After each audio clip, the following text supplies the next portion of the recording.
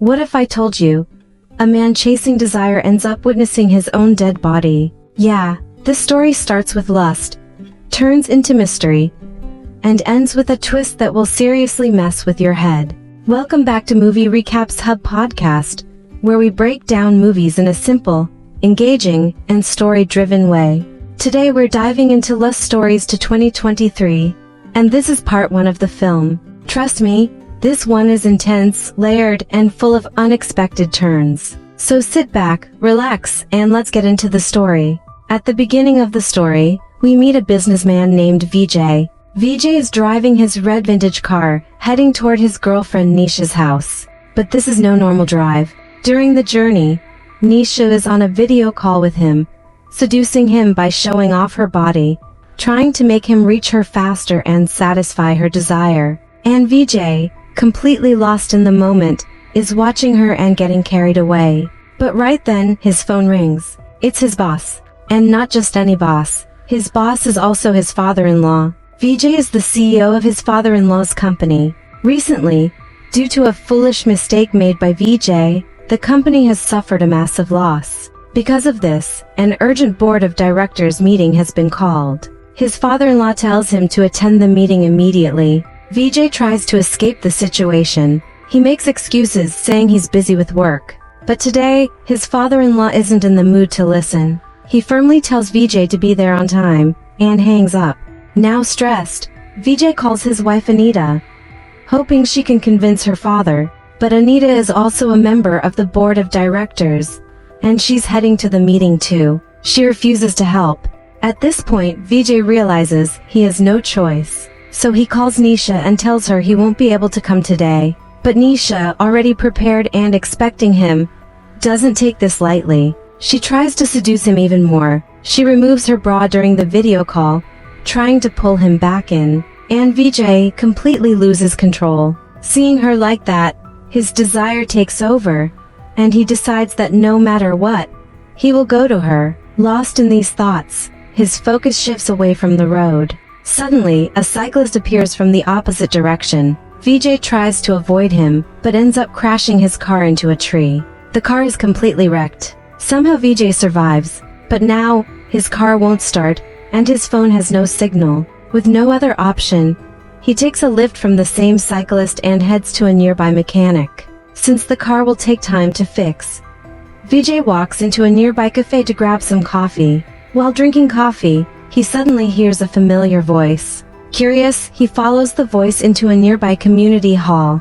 And there, he sees Shanti. Shanti is a dance teacher. The moment she sees Vijay, the smile on her face disappears. Vijay tries to talk to her, but she ignores him and leaves. Still, Vijay follows her. From the way he speaks, it's clear that they have a past together. During this moment, Vijay accidentally spills coffee on Shanti's blouse. He apologizes, but honestly, from the look in his eyes, it doesn't seem entirely accidental. Shanti tells him to leave or he'll be late. At that exact moment, a police officer named Inspector Indrajit Singh notices them and approaches. He's ready to step in aggressively, but first, he asks Shanti if Vijay is harassing her. Shanti calmly says no. She tells him that she knows Vijay, and there's nothing to worry about. The inspector notes down Vijay's details and leaves. After this, Shanti takes Vijay to her home. As soon as they enter, Vijay immediately asks her the big question.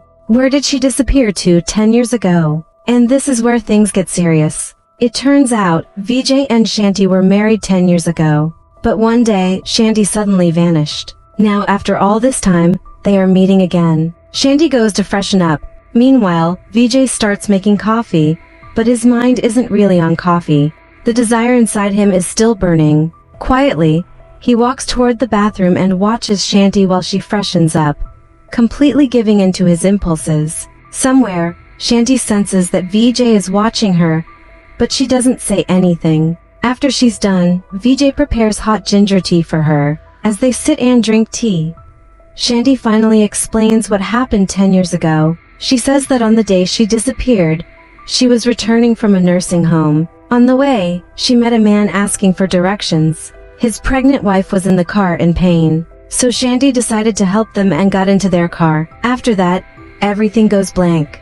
When she regained consciousness, she was in a completely different city. She tried to contact Vijay but failed. She believed someone wanted to kill her, and out of fear, she stayed in that city and built a new life. Vijay then asks her why she had gone to the nursing home that day, and Shanti reveals something emotional. She was pregnant. She wanted to surprise Vijay, but unfortunately, she suffered a miscarriage and lost the baby. As they talk, emotions rise, and slowly, they grow closer again. They begin kissing, but Shanti suddenly stops and pulls away. She asks Vijay about his current life. Vijay tells her everything. He married Anita.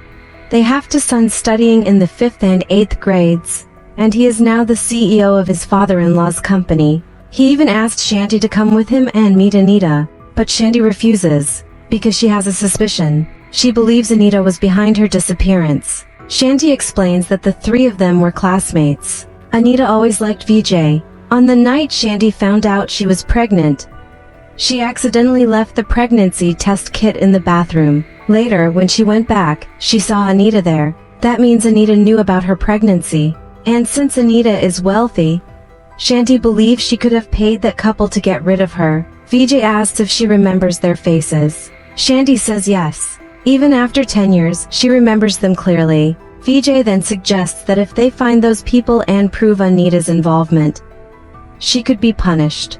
But Shanti says there's no point anymore. And right then, Vijay's desire takes over again. He pulls her close, and they get intimate. Time passes. After everything, Vijay lies there catching his breath. Shanti rests her head on his chest and says something that changes everything. She says, "Last time we were together, I got pregnant immediately. What if it happens again?" Vijay casually responds, telling her not to worry, and mentions something called a red-blue test. The moment Shanti hears this, everything clicks. She is shocked. She asks him how he knows about that test. That test kit isn't even available in India. Her friend had brought it from Canada. And in that moment, Vijay realizes something dangerous. Without hesitation, he grabs a pillow and kills Shanti. And now, the truth comes out. It was Vijay all along. He was the one who paid the couple to get rid of Shanti 10 years ago. He knew Anita loved him, and since she was the only daughter, marrying her meant gaining wealth and power, so he chose ambition over love. After Shanti disappeared, he assumed she was dead and married Anita, but now she was back, and she remembered everything. So to protect his secret, he killed her. But the story doesn't end here. Just as Vijay is about to leave, Inspector Indrajit arrives at Shanti's house. He knocks but no one answers. He decides to leave, but suddenly, a plate falls and breaks inside. Hearing this, the inspector becomes alert. He uses a duplicate key hidden under the doormat, unlocks the door, and enters. At that exact moment, Vijay jumps out of the window and escapes. He runs all the way back to the accident site, and what he sees there is horrifying. People are pulling a dead body out of his car, and that dead body is Vijay himself. He freezes. He can't understand what's happening. And then Shanti appears beside him, smiling. She looks at him and says, "I told you, leave or you'll be late." Vijay screams, and the story ends right there. So what do you think? Was this all happening after Vijay's death? Was it a supernatural encounter, or just guilt taking form? Or was it truly a meeting of two souls? Let me know your thoughts in the comments. And remember, this is just part 1. There are still 3 more stories and less stories too. If you want me to cover the next parts, drop a comment and let me know. If you enjoyed this video, don't forget to like, subscribe, and turn on notifications so you don't miss the next story. This is Movie Recaps Hub Podcast, and I'll see you in the next one.